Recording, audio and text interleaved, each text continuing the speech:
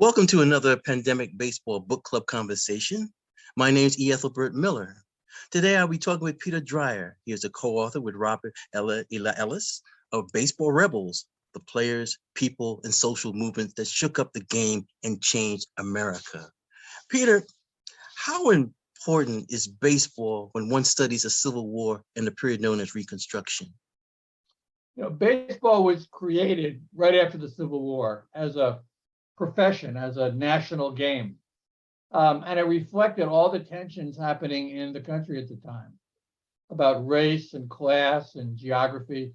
And one of the things we found interesting in the book was that the emergence of Jim Crow in the United States was, you know, basically around the same time as white baseball decided it didn't want to have black players. And the same thing was true around labor issues, where during the Gilded Age, after the Civil War, there were enormous labor conflicts all over the country. And baseball players were part of that. They not only participated in the larger labor movement against the robber barons, you know, the Rockefellers and the Carnegies and, you know, the super rich, the Jeff Bezoses of the day. But they viewed the owners of baseball teams, the first wave of professional baseball teams, as basically robber barons that were out to rip them off and demean them and not give them the respect they deserve. So there's a lot of, you know, what we like to say is that, you know, baseball is a reflection of society, and society is reflected in baseball. Mm-hmm. You know, one name I wasn't familiar with until I read your book was Octavius Catto. Talk about his contribution to baseball around 1886. Yeah, Octavius Catto was a remarkable person. He lived in Philadelphia.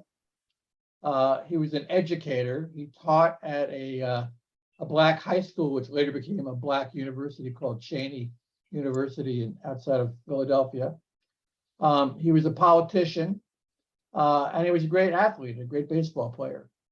And he formed a baseball team in Philadelphia, a black baseball team, and demanded that they be treated with respect.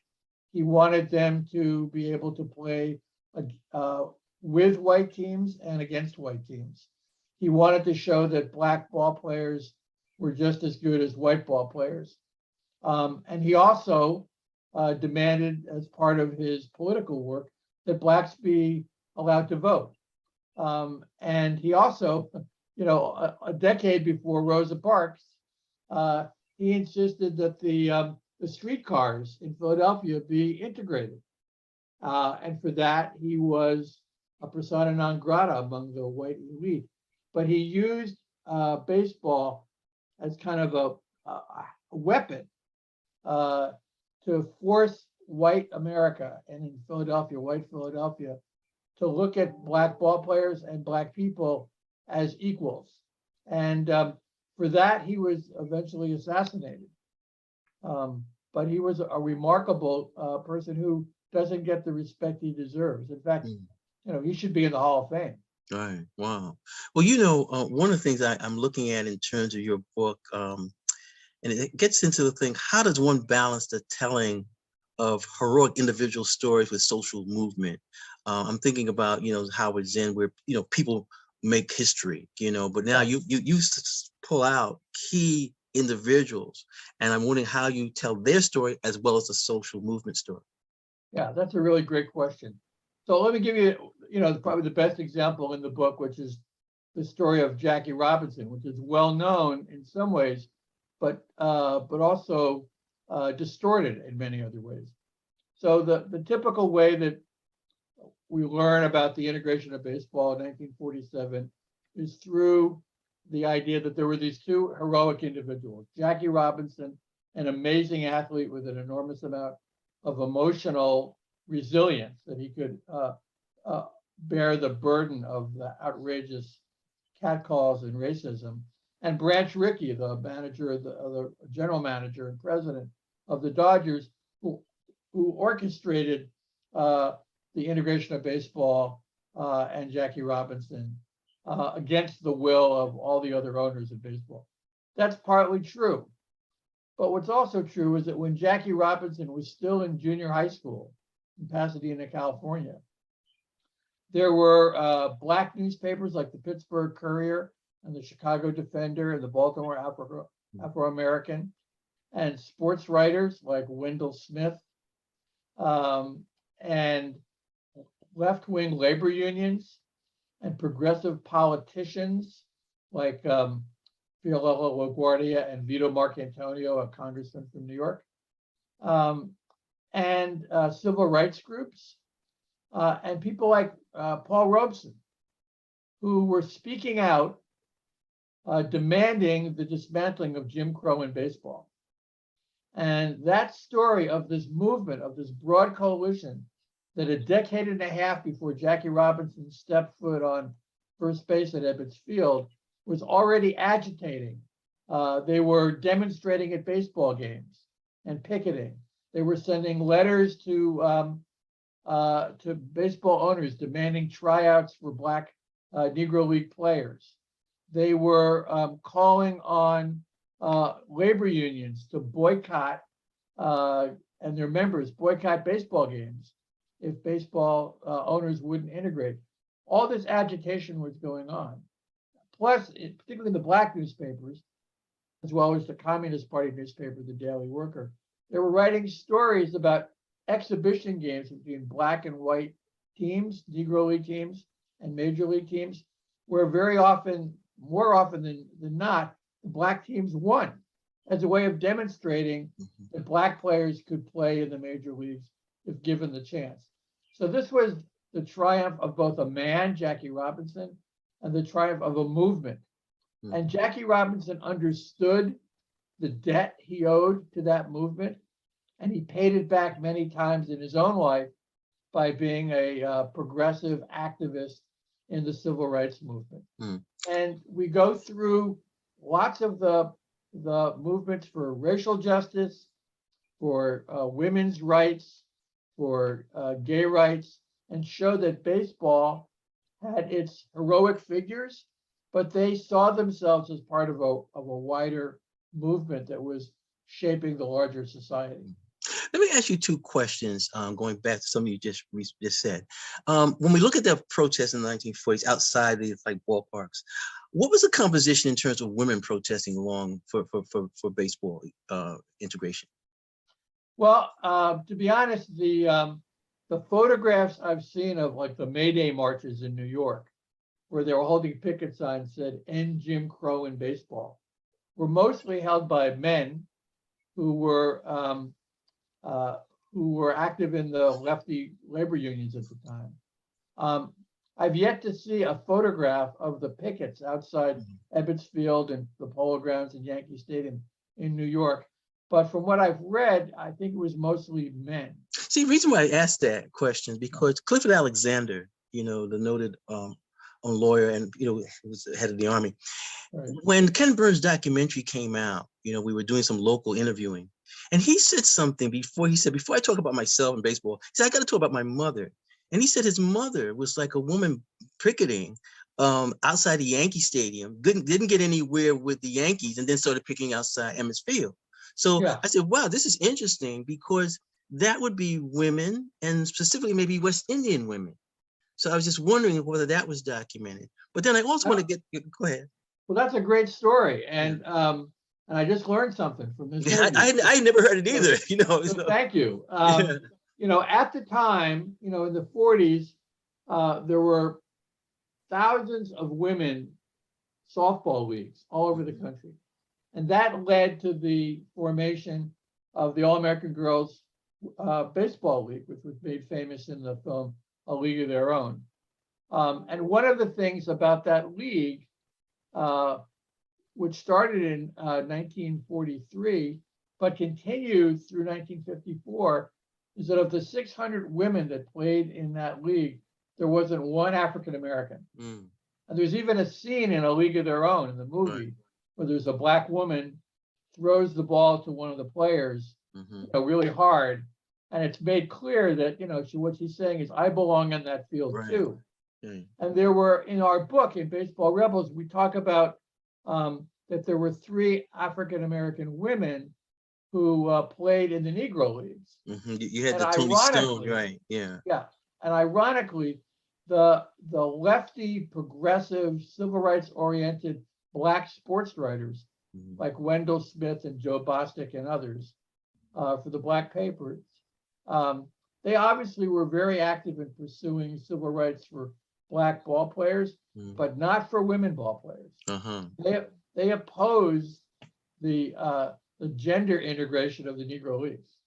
Let's go back. You mentioned Wendell Smith, and it brings in the whole thing, not just Pittsburgh Courier, but the importance of Black newspapers. How much are these newspapers also printing the box scores that are now looked at, to see who qualifies for, statistics in terms of Hall of Fame? Right. If you were a white American interested in baseball and you read the white newspapers of the time, you probably had no idea there was even anything called the Negro Leagues. Unless you had seen an exhibition game between a Negro League team and a white Major League team, you probably never heard of Josh Gibson or Satchel Paige or any of those people. But if you read the Black papers, the Chicago Defender, the Pittsburgh Courier, the Baltimore Afro-American, and others, every big city had a Black paper. At least one. You knew about these players and you know how good they were. But you also got to follow, just like I did as a kid, you open up the newspaper and read the box scores. How did my favorite player do today? How did my team do today? The Black papers put the box scores in the newspaper. And it's those box scores in the Black papers that have been the tool that Major League Baseball is now using to develop the statistics that can demonstrate, for example, that Josh Gibson probably had more home runs than Babe Ruth. That Satchel Paige won more games than Cy Young. And who is eligible to be in the Hall of Fame is partly based on those statistics. Now, the statistics were not kept as well as they should have been or they could have been. But there's enough there that great baseball historians, most of them African-American historians and baseball writers, have been over the years able to come up with pretty good numbers. And there are now websites you can look up, as I've done in writing the book, who was pitching against Josh Gibson, and how many times did Josh Gibson hit a home run or strike out? Right. During the writing and researching of your book, did you uncover anything that surprised you? Did your research overturn any misconceptions you had about baseball or American society? Well, I think I was surprised in part by the history of women in baseball and how it goes back to the 1860s. Women have been playing baseball, not softball, baseball, since the 1860s at the first women's colleges like Smith and Mount Holyoke. And I learned a lot about that. One of the things that, one of the people that I didn't know much about until I read some archives is a guy named Frank Sykes. Not well known in the world of baseball, but an important figure both in baseball and in Black history. Frank Sykes was a pitcher in the Negro Leagues in the 1910s and 20s, an excellent pitcher. And when the Negro League owners tried to put a cap on their salaries, on the players' salaries, he led a revolt of the Negro League players to demand that they get a set salary and not a share of the proceeds. So you can see he was already a kind of rebel. But what really struck me is that during the famous Scottsboro Boys trial, where 9 African-American teenagers were put on trial for allegedly raping a white woman on a train, one of the most important political trials in American history, Frank Sykes, this player who lived in Alabama, that's where the trial took place, he testified at the trial that on behalf of the Scottsboro boys, that the jury wasn't fair because it didn't include African-American jurors. Doing that could have gotten him lynched, could have gotten him his house burned down. It was an enormous courage. He later became a dentist and became known as Doc Sykes. But here is a guy kind of obscured to history who was a fighter for racial justice and for workers' rights, who was not very well known, and we kind of resurrected him in this book. And one other thing that I had only known a little bit about before doing the research is the role that a guy named Sam Nahem played. Sam Nahem was a pitcher in the 30s for the Dodgers, the Cardinals, and the Phillies. He was the only member of the Communist Party playing in Major League Baseball during the Depression. But his claim to fame was not as a pitcher in the major leagues. He was not a great pitcher. But he was in World War II, and he was stationed in Europe. And after Germany surrendered in 1945, every military base in Europe, of which there were hundreds, had a baseball team, because there were a lot of great players, major leaguers, minor leaguers, and college players, semi-pro players in the military during World War II. And they had leagues, and ultimately they had a World Series of the best team among all the American European bases. And Sam Nahem was asked to organize a team on his base in France. And he did, but he took a very bold step. He asked two former Negro League players, Leon Day and Willard Brown, who were also stationed in France, to play on his team. At the time, all military baseball, as the military, was segregated. So here's this communist pitcher from New York, goes into the war, and basically single-handedly integrates with the support of these two incredible Black athletes, Leon Day and Willard Brown. Not only does he integrate the team and integrate military baseball, but they win what was called the GI World Series in September of 1945. And the World Series, the final game, was held at Nuremberg Stadium in Germany, the site of those mass rallies that Adolf Hitler presided over. The American military basically got the German prisoners of war to make a baseball field inside Nuremberg Stadium, and they renamed it Soldiers Field. So here had a Jewish communist, Sam Nahem, and two African-American players from the Negro Leagues, not only integrating baseball, but winning the GI World Series. And that's a story. I think that should be a movie. Right. That's a great story that I loved researching and telling in the book.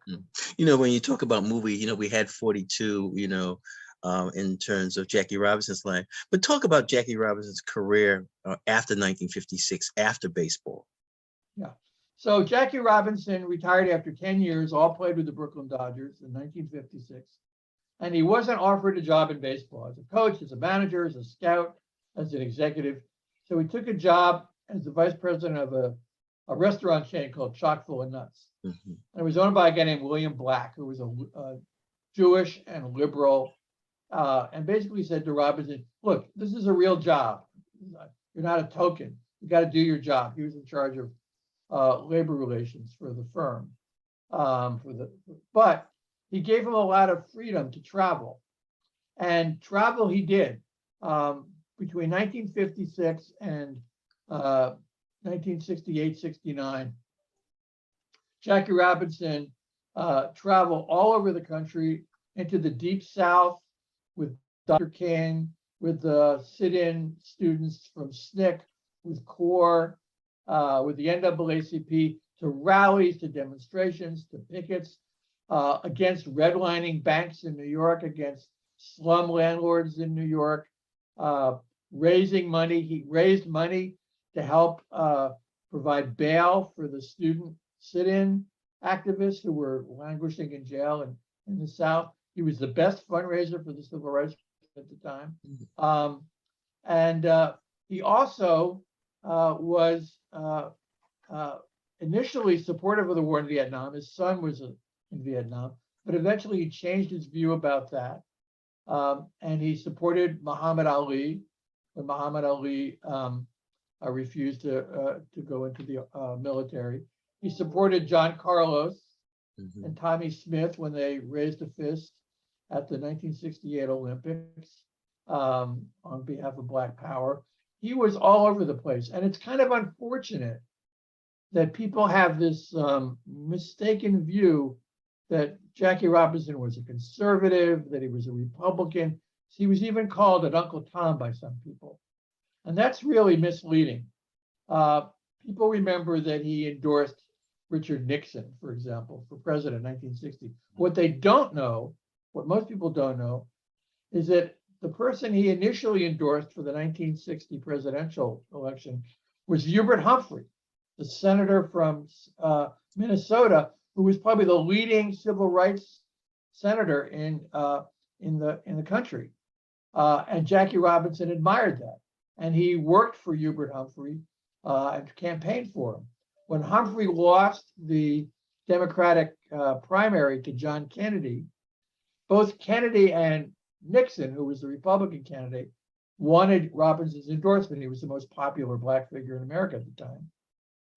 And he had meetings with both of them. He met with Kennedy and he said, "Are you going to be beholden to the Southern segregationists in the Senate who run the Democratic Party in the Senate?" And as Robinson recounts it in one of his books and in interviews, Kennedy wouldn't look him in the eye, wouldn't give him a straight answer. So then he had a meeting with Richard Nixon. And Nixon, being the kind of slimy guy he was, Tricky Dick, he told Robinson what he wanted to hear. "I'll be a civil rights activist. I'll be supportive of voting rights and civil rights and so forth." And so Jackie endorsed him and campaigned for him. But within a few months, he regretted that decision because he asked Nixon to campaign with him in Harlem, and Nixon refused. When Dr. King, with whom Jackie was very, very close, when Dr. King was arrested in a small town jail and put in jail in Alabama, Jackie Robinson asked Nixon to make a statement urging that these Southern sheriffs release Jackie Robinson, and he refused.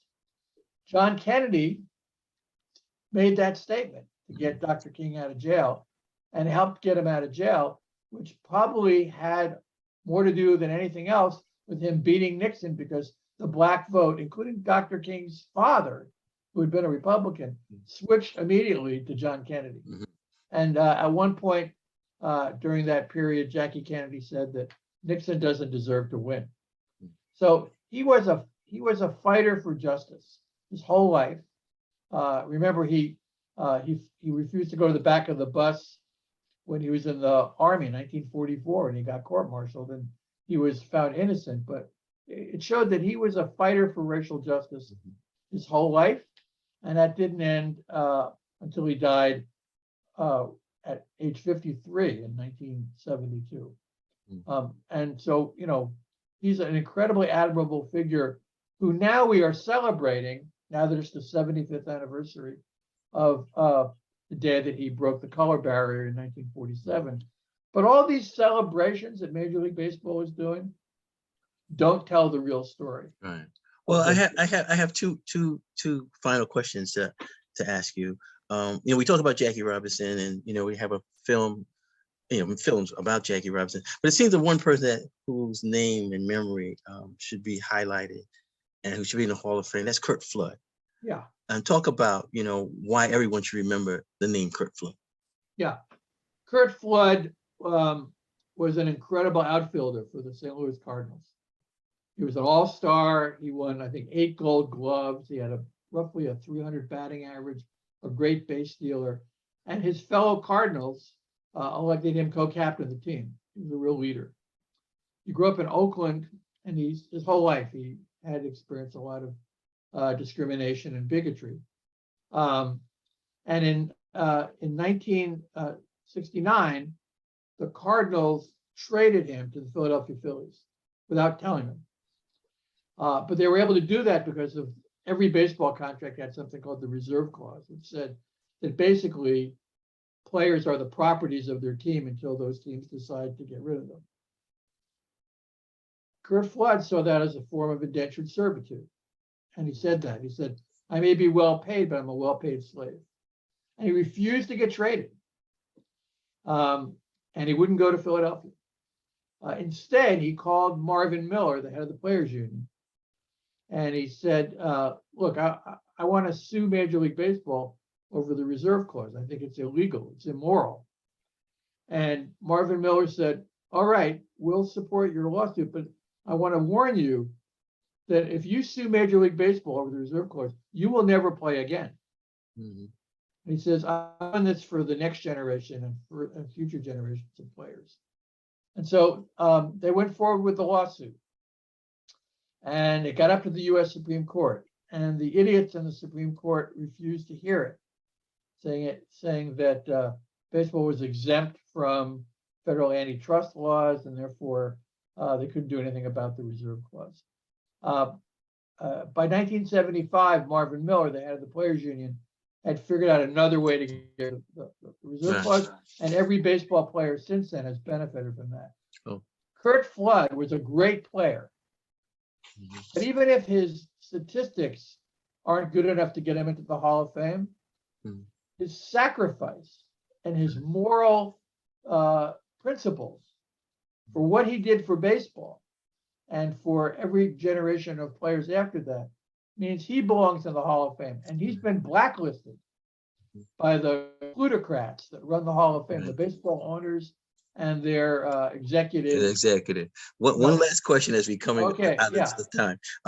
So to bring up today, the last question is about the person who you really highlight at the end of the book, who happens to be injured again, but talk about Sean Doolittle. Yeah. So we looked at, hundreds of people in this book and in our companion book called Major League Rebels, which is about workers' rights, and in Baseball Rebels about race, gender, and sexuality. Those are the two books that Rob, Elias, and I just published. And throughout the history of baseball, there have been people who have been on the front lines of struggles for gender justice, racial justice, worker justice. Sean Doolittle encapsulates all of that in one person. He's back with the Washington Nationals. That's right. He was an excellent and has been an excellent relief pitcher. But what he'll be remembered for is the fact that, for example, when the company that manufactures all the baseball caps shut down their factory in Buffalo, New York, and moved to a non-union plant in Florida, Doolittle wrote an op-ed in the Washington Post saying, "Where's the players' union when they need to support the workers that make our cap?" He was the first player of this last decade or two to come out in favor of gay rights. He's been active as an ally of Black Lives Matter. Sure. He's been critical of the way major league teams have treated minor league players. And I'm glad that you put him in this book. We have to end our conversation here before the Zoom people just break us apart. Right. But I hope this is the beginning of a series of conversations. And I just think that Peter, your book is excellent. It's a book that should be required reading in many undergraduate courses across the country. I think it would really change how we see sports for so many different types of individuals. So thank you once again. Okay, many blessings. Okay.